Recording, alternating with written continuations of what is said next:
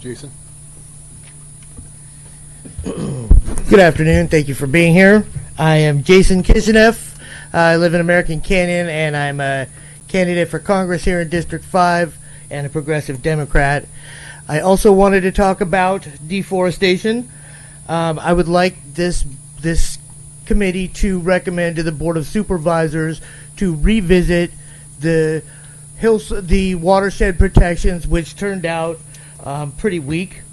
The people came to this board to get protections, but nothing came of it, so they put together Measure C and received criticism for not bringing it to the board. Measure C only failed narrowly, so again, the people brought watershed protections to the Board of Supervisors, and there were hundreds of us, but I think it was you, Alfredo, who literally said, how are we going to protect development?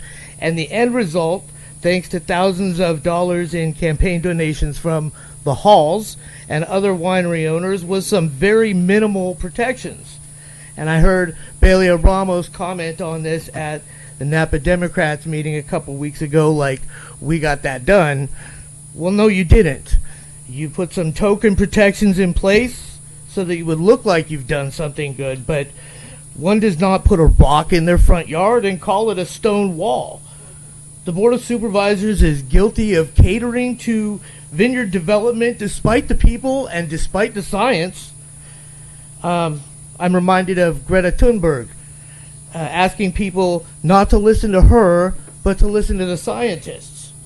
I'm also reminded of an episode of Star Trek The Next Generation, where Captain Picard has his consciousness transferred into a probe and lives out an entire lifetime as a man named Kamen. Kamen sees the world around him getting hotter and drought persisting. He tries to warn people, tries to get the people to plan for coming disaster, but no one listens. That's where we are now. We know about climate crisis. We know we have to make our energy system carbon neutral. We know that we have to stop deforesting everywhere. You can't ignore this. You can't ignore the science. Short-term profits for wineries aren't worth it. Re-election campaigns aren't worth it. Nothing's worth it. What will the Halls do when this valley is no longer suitable for growing grapes? They'll probably move on. What will the rest of us do? The people who buzz tables or clean offices or run daycare centers, we don't have wine caves to live in.